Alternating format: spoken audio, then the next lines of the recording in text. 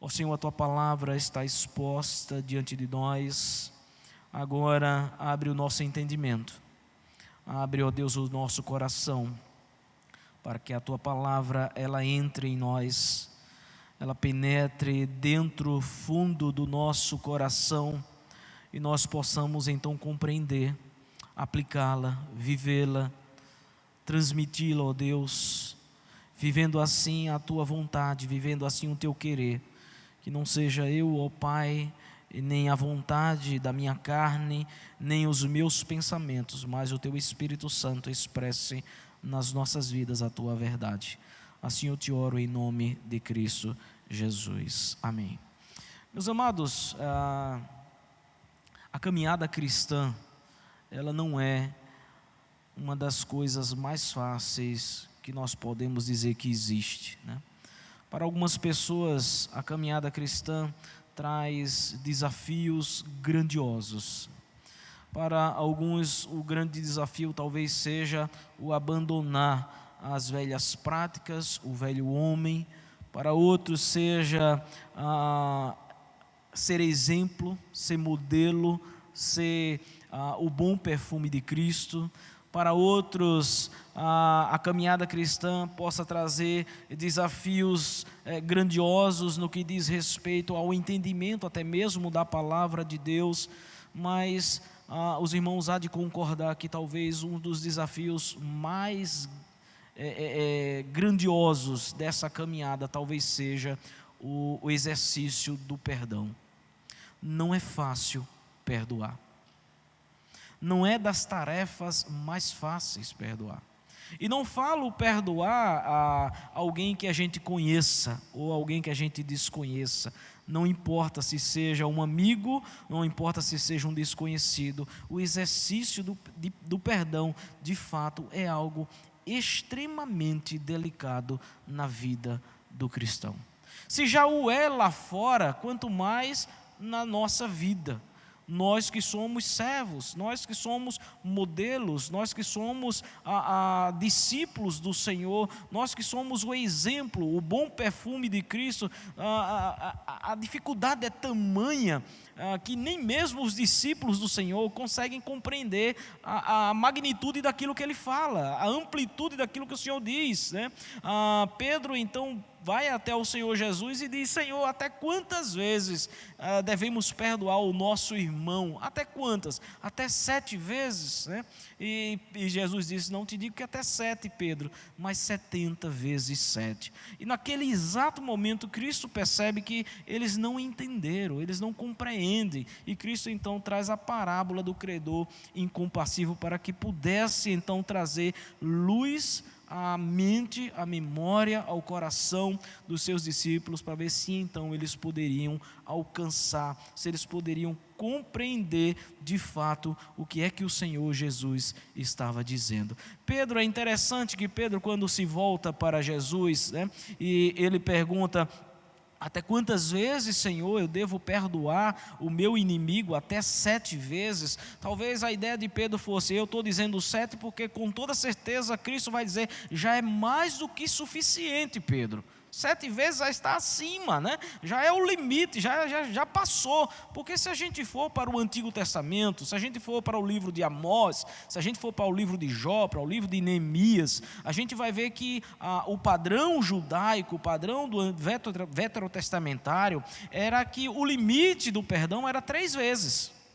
Se você for no livro lá de Amós, você vai encontrar: se um homem pecar, a primeira vez eles o perdoam, a segunda vez eles o perdoam, a terceira vez eles o perdoam, mas a quarta vez não perdoam mais. Esse era o parâmetro, né? Para o judeu, 3 vezes era o limite, né? E Pedro então diz: eu vou dizer 7, né? Talvez Pedro tinha ali em mente, porque 7 é um número da perfeição, 7 é um número tido como sendo perfeito, e Pedro diz: eu vou perguntar ao Senhor, talvez 7 vezes seja suficiente. E Cristo diz: não, Pedro, não 7, mais 70 vezes 7, né? E é interessante que tem pessoas que vai lá na calculadora calcular 70 vezes 7 para ver quanto é que dá. É 490, irmãos, não precisa nem calcular, né? Mas não é isso que Jesus queria que Pedro então fosse lá calcular e ver e procurar saber. É 490, Senhor, será que é essa quantidade? Não é a ideia que Jesus queria passar para Pedro, mas a ideia que Cristo passa é a ideia de infinitude, né?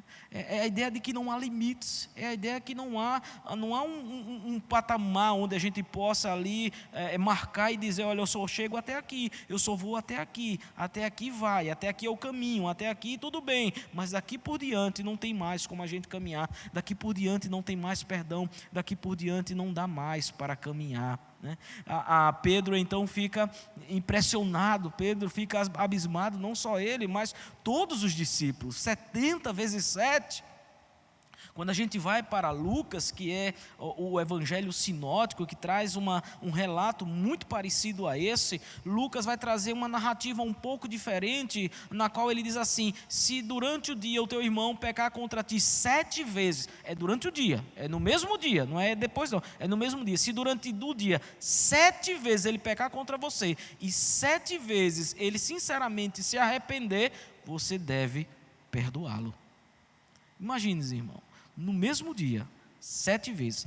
A língua original, o termo original fala incorrer no mesmo erro, o mesmo pecado, não é outro pecado, é 7 vezes no mesmo pecado, no mesmo dia. Um dos reformadores, comentando acerca desse fato, né, ele vai dizer que a figura, né, daquilo que o Senhor Jesus fala, né, do irmão que então repreende aquele que peca, né, a figura que nos apresenta o Evangelho não é que o irmão que pecou vai até o ofendido, não, é aquele que é ofendido que vai até aquele que é o ofensor. Esse é o papel, essa é a função. Se alguém nos ofende, se alguém nos magoa, a palavra diz que nós devemos ir até ele, né? O reformador então diz que a figura desse irmão, de nós que somos este irmão que somos ofendidos, que vamos até ele e repreendemos, é a figura do médico fiel, do médico que não esconde, do médico que vai até o paciente e diz de fato qual é a doença dele, e então prescreve o remédio, e então prescreve aquilo que é exato, aquilo que é preciso, aquilo que é necessário para que ele possa ser curado, né? A figura que nos é transmitida é de que a nossa função é mostrar àquele irmão o seu pecado, mostrar o seu erro, mostrar a sua falha, e a palavra diz: se o teu irmão se arrepender, ganhastes uma alma, ganhastes aquela vida. Essa é a ideia, esse é o papel. Mas os discípulos do Senhor, meus amados, não compreendiam. Então Jesus traz a parábola do credor incompassivo, e ele então começa a explicar aos seus discípulos, dizendo: olha, o reino dos céus é semelhante a um rei, que então resolve chamar os seus servos para ajustar contas, né? A gente vai ver esse uso e essa metáfora, essa figura de linguagem sendo usada com muita frequência pelo Senhor Jesus, e é muito simples da gente identificar nas palavras do Senhor as figuras aqui utilizadas. Quando ele diz: o reino dos céus é semelhante a um rei. Quem é esse rei? Deus. O rei aqui é Deus, que vai chamar os seus servos para ajustar contas. Quem são os servos? Somos nós. O reino dos céus é semelhante a um rei, que chama os seus servos para ajustar contas. E então Cristo passa a explicar aos seus discípulos como é o reino dos céus e como as coisas vão acontecer. E eu queria, diante desta parábola, trazer 3 destaques. 3 destaques importantíssimos. Poderíamos trazer mais, poderíamos elencar muitos outros destaques, mas eu queria, no mínimo, fazer 3 destaques em cima dessa parábola, que vão então abrir o nosso entendimento, nos esclarecer acerca desse exercício, dessa prática, dessa atitude que é tão importante na vida da igreja, que é o exercício do perdão. É difícil? É, mas não é impossível.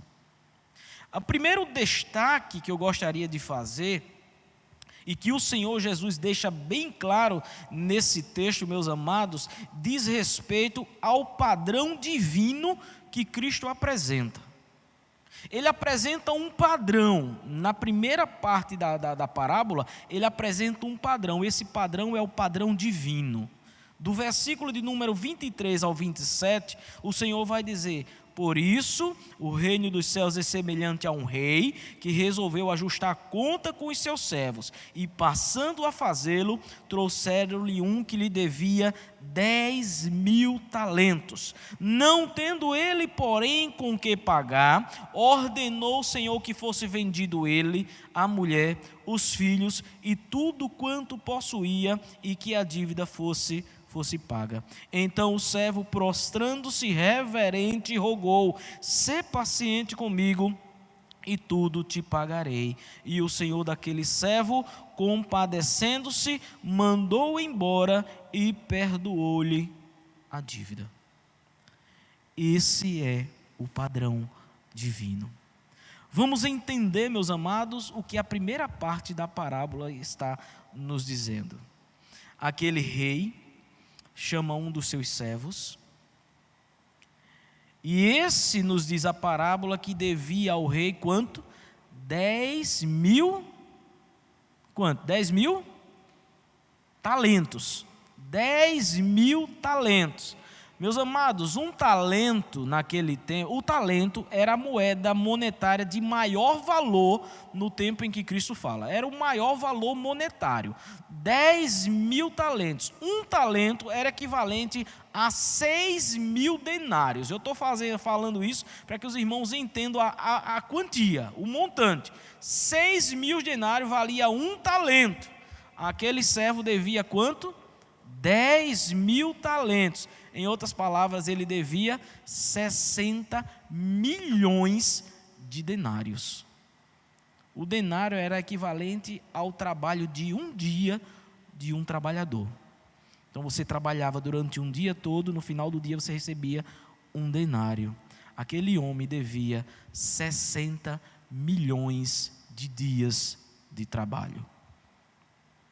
Não é despropositadamente que Cristo usa essa quantia. Não é à toa que o Senhor diz: olha, aquele servo que é chamado, ele devia 10.000 talentos. A parábola diz: ele não tinha como pagar. Aquela conta, aquela dívida era impagável. Não tinha como pagar. Para que se tenha uma ideia, meus amados, a soma de todos os tributos, de todos os impostos do reino, não chegava a 900 talentos. Veja o quanto ele devia.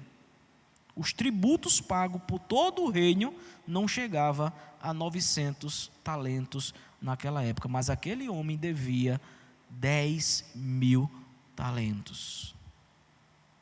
É como se Jesus estivesse dizendo: olha, a dívida dele era impagável, incalculável, imensurável. Isso faz lembrar alguma coisa? Isso nos faz associar isso a alguma coisa? Isso nos faz diretamente ligar que a nossa dívida para com o Senhor, ela é impagável. É como se Cristo estivesse dizendo: olha, aquele servo a quem o rei chamou é o espelho de vocês. Ele é você, Pedro. Ele é você, Judas. Ele é você, Tomé. Ele é vocês que estão me seguindo. Ele representa cada um de nós. A nossa dívida diante de Deus, ela é impagável. A nossa dívida é imensurável. É por isso que Cristo apresenta esse padrão como sendo um padrão divino, porque na hora que aquele servo então se prostra diante do rei e diz: tem misericórdia de mim, que tudo te pagarei. Irmãos, ele diz isso: eu te pagarei, mas ele sabia que não tinha como pagar. A palavra diz que de imediato aquele rei então se compadece dele, manda ele embora e perdoa não parte, mas toda a dívida. A dívida estava perdoada. Ele agora estava livre. Ele não devia mais nada ao rei. Não devia mais nada. Esse é o primeiro destaque que o Senhor Jesus então chama a atenção dos seus discípulos. Olha, o reino dos céus é assim. O rei chama para ajustar, mas ele tem misericórdia, ele tem compaixão, e ele perdoa. Quando sinceramente nós nos prostramos, quando a gente se arrepende, quando a gente está diante dele. Mas aí então Jesus, no segundo destaque que ele faz aos seus discípulos, ele diz: olha, agora o padrão humano é diferente. E aí ele traz então o padrão humano. É o segundo momento da parábola, onde o Senhor Jesus então agora vem apresentar aquele servo incompassivo, aquele credor incompassivo, porque a partir do versículo de número 28, ele vai dizer assim: saindo porém aquele servo, aquele que acabara de ser perdoado, aquele que devia 10.000 talentos, 60 milhões de dias de trabalho, ninguém vive isso. Ninguém adquire isso, ninguém consegue esse dinheiro. Até mesmo o reino daquele rei não arrecadava esse dinheiro. Mas aquele servo saindo, encontra um dos seus conservos, diz a palavra, que lhe devia 100 denários. E agarrando, diz a palavra, o sufocava dizendo: paga-me o que me deves. Então o conservo, caindo-lhe aos pés, lhe implorava: sê paciente comigo e te pagarei. Ele, entretanto, não quis, antes, indo-se, o lançou na prisão até que saldasse a dívida.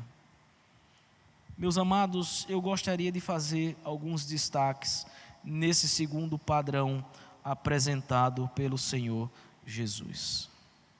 Aquele servo que devia uma quantia incalculável, que devia um valor imensurável, que devia algo que ele não poderia pagar, a semelhança de todos nós, a dívida que nós temos para com o Rei, para com o Senhor, para com o Deus Todo-Poderoso, ela não pode ser paga, ela é impagável, a gente não consegue, não temos recursos, não temos meios, não temos como pagar. Aquele servo, imediatamente ao sair da presença do rei, ele encontra. E esse encontro é por acaso. Ele não tinha marcado o encontro. Quem marcou para ajustar contas foi o rei. Aquele servo não marcou para se encontrar com aquele conservo. Ele saiu e por acaso encontrou ele.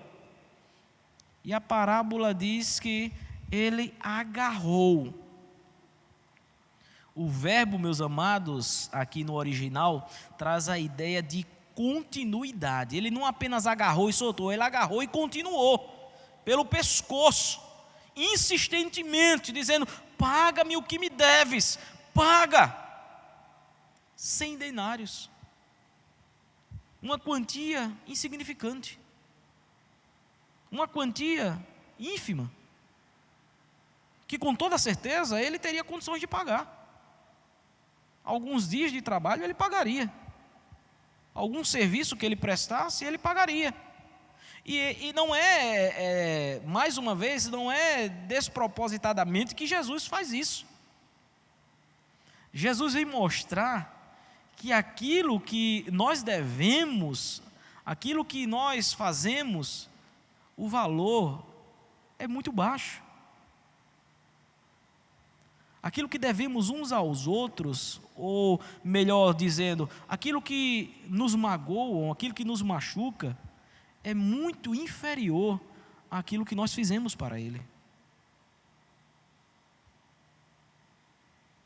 Por mais terrível que seja o pecado, por mais terrível que seja a dor da traição, por mais terrível que seja a dor de ser do falso testemunho, por mais terrível que seja a dor de uma briga, por mais terrível que seja, Cristo então vai mostrar que isso é muito pequeno diante da dívida que nós temos para com Ele. Ele vai mostrar que as nossas diferenças, elas são muito pequenas. As razões que muitas vezes nos separam, elas são muito pequenas. As razões que muitas vezes nos dividem, elas são muito pequenas. As motivações que muitas vezes nos faz nos afastar, são pequenas. Diante daquilo que nós fizemos para com Ele. Diante daquilo que nós continuamos a fazer para com Ele.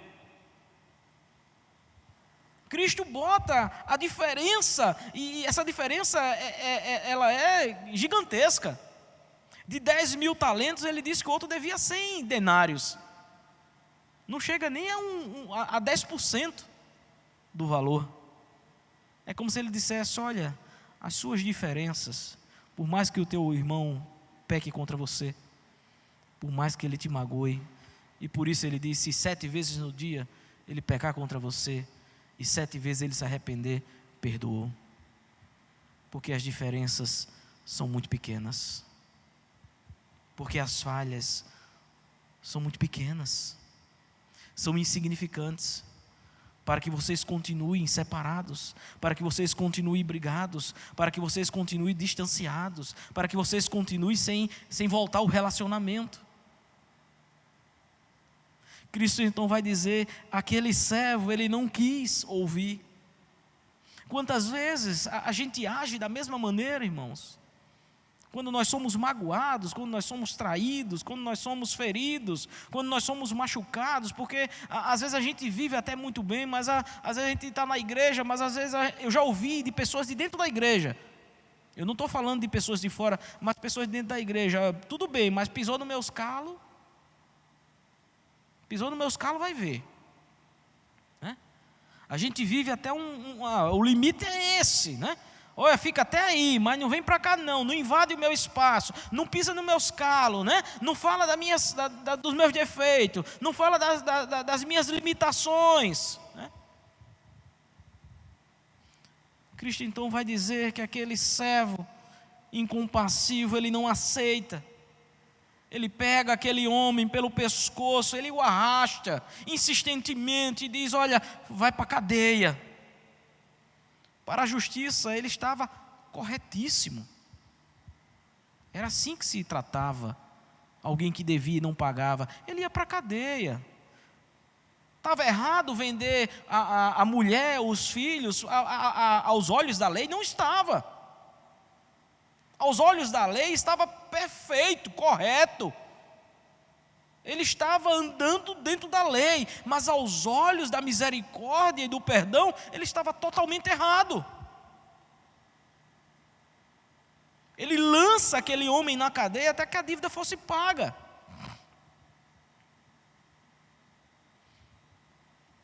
E aí então vem o terceiro destaque que Cristo então dá, que é aquilo que nos aguarda. Aquilo que aguarda aquele que é incompassivo.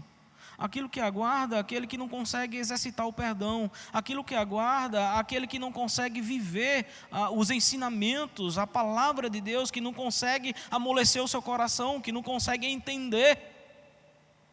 A partir do verso de número 28, vamos resgatar aqui, a partir do verso de número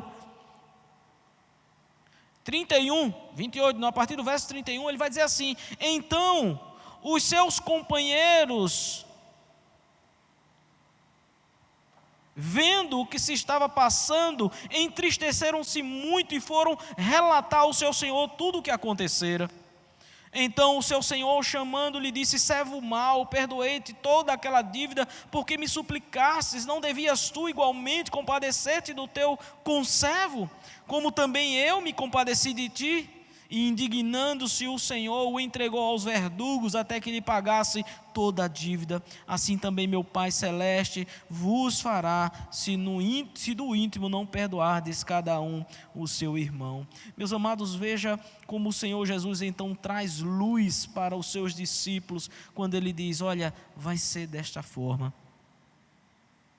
Não foi aquele conservo que foi chorar ao rei, dizer, olha, aquele homem ali foi injusto, porque na visão dele estava tudo certo. Ele devia, de fato ele devia. Diante dos olhos da lei, ele merecia ir para a cadeia. Mas os servos, os seus companheiros, as pessoas que haviam visto o perdão do primeiro e viu o segundo, então ali por causa de 100 denários lançar o seu conservo na cadeia, ele diz, não, vamos dizer ao rei. O rei acabou de perdoar 10.000 talentos, ele não perdoou 100 denários, vamos contar ao rei. Há algo, meus amados, que não pode passar despercebido aqui, é que a palavra, no primeiro momento, diz que o rei chamou um dos servos, e esse servo, então, encontra um com servo. O que isso significa dizer? Que eles eram iguais. Não eram inferiores. Não é que o conservo era escravo do servo. Não, eles eram iguais. E não é à toa que Jesus faz isso. Eles eram iguais, como todos nós somos. Não há diferenciação. Eles eram iguais. Estavam na mesma posição, eram servos do mesmo rei. Mas a palavra diz que ele não teve misericórdia. E o rei então chama e diz, ô servo mau, eu te perdoei toda aquela dívida, tu também não deveria fazer o mesmo para com o teu conservo, para com aquele que é igual a você, para com aquele que apenas se devia 100 denários?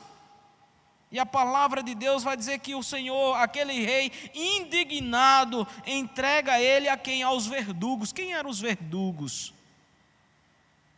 É interessante que quando a gente resgata, verdugo, meus amados, não era apenas aquele que encarcerava, não era apenas aquele que cuidava do cárcere, mas verdugo era aquele que, como é que eu posso colocar? É aquele que, fugiu o termo da mente agora, é aquele que maltratava, né? Na Inquisição, como é que se diz? Torturava. O verdugo é aquele que torturava, né? E aqui traz a ideia daquilo que Cristo quer mostrar, né? Ele vai ser entregue ao verdugo até o quê? Até que lhe pague a dívida. O que isso aqui nos faz lembrar? Condenação eterna. Tortura para todo o sempre. Aquele que não é capaz de perdoar, aquele que não é capaz de exercer o perdão, aquele que não é capaz de viver a palavra de Deus, aquele que não é capaz de ter misericórdia, aquele que não é capaz de ter compaixão, um dia pode ser que escute do Senhor, olha, os verdugos te levarão até que tu pague a dívida, só que essa dívida é impagável, essa condenação é eterna, esse sofrimento não terá mais fim. O Apocalipse vai dizer que é o lago de fogo e enxofre, ranger de dente, choro, é sofrimento eterno.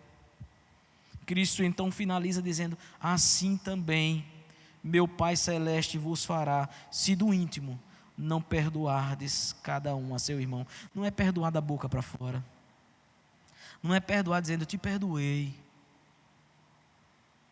É tão difícil, meus amados, o que a Bíblia e a palavra nos propõem, que os apóstolos lá no Evangelho de Lucas, depois que Cristo fala sobre perdoar se o irmão pecar 7 vezes no dia, os apóstolos vão dizer, Senhor, aumenta-nos a fé.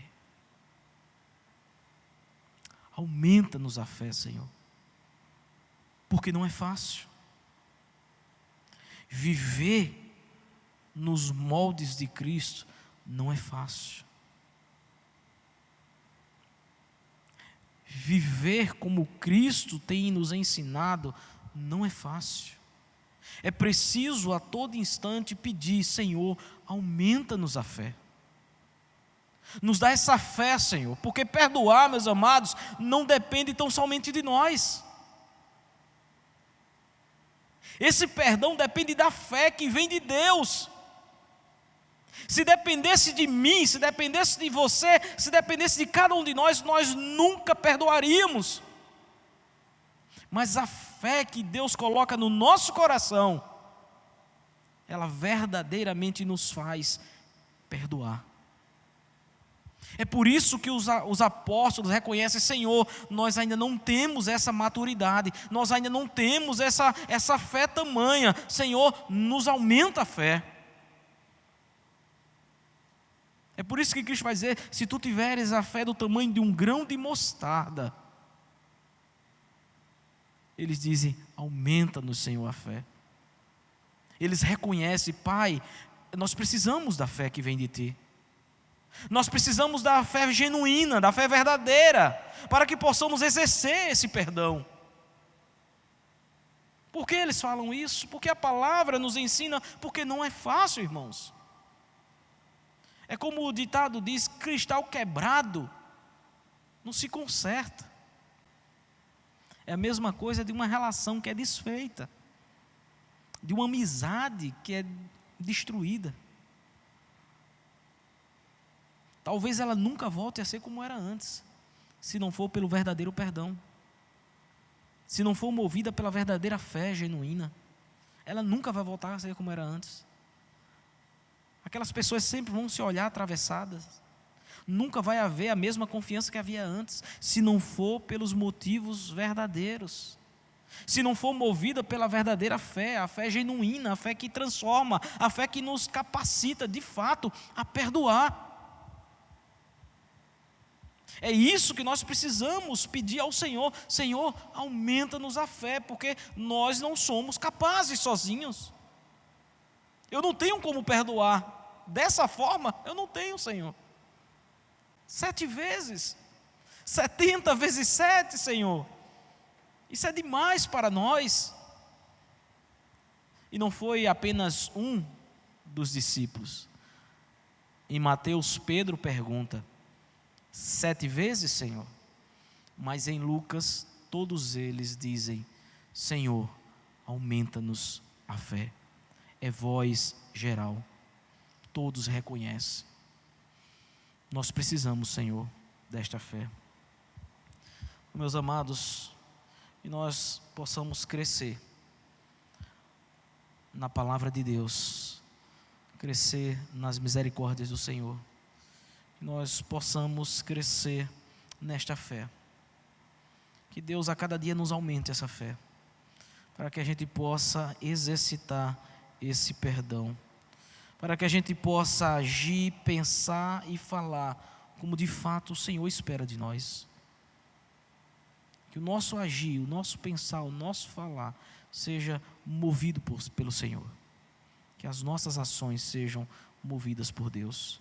Que Deus assim então nos abençoe, meus amados, e que a cada dia a gente consiga, na força do poder de Deus, exercitar e viver o perdão. Não é fácil, mas é preciso.